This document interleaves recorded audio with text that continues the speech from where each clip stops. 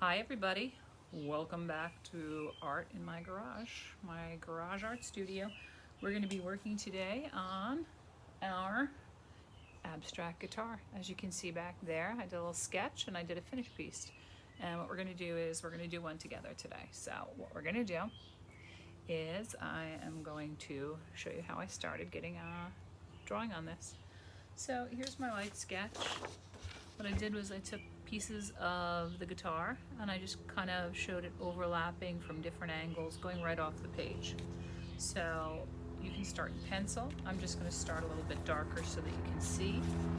And I would suggest we do it in Sharpie because we don't want the colors to run once we get started. But I'm going to just show you in the black marker so you can see it better while I'm drawing.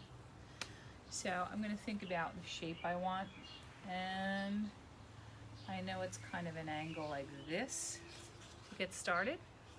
And then I'm going to make a second line next to it just to kind of make it look like I'm seeing the side of the guitar.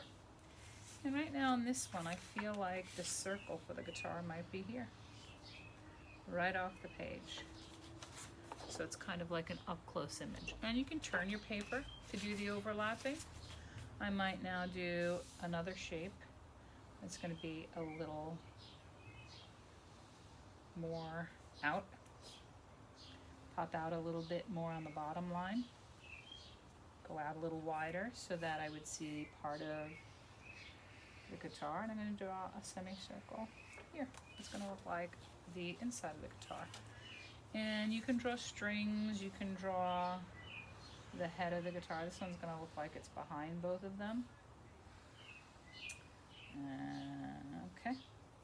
Maybe this is more of a ukulele, and if you watch my video, you're going to hear and see a little video about oops, somewhere over the rainbow. And I'm going to make it a little bit wider where that would be.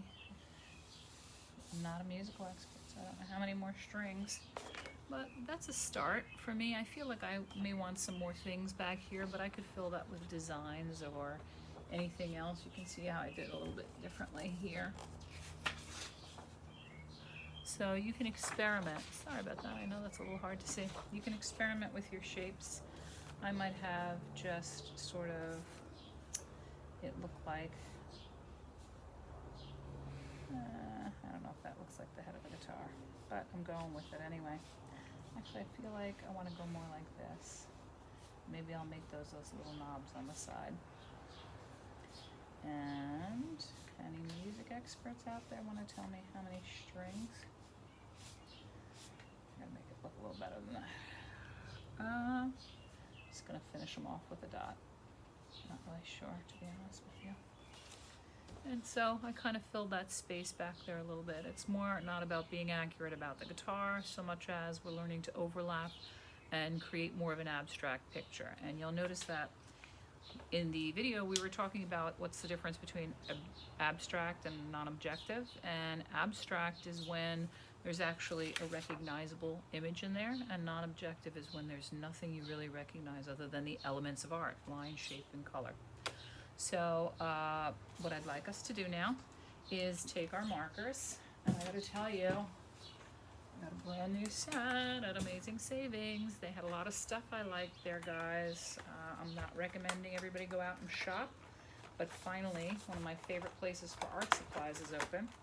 So I went up to Amazing Savings up there in Hartsdale, or Yonkers really actually, Scarsdale on Central Ave, and I got some new markers. So what you're gonna do is you're going to take any color, and you can change colors, you can keep the same colors, but what we want with that cone tip is we want the cone tip to kind of work on the side to give us the thicker line. I'm going to just demonstrate that here.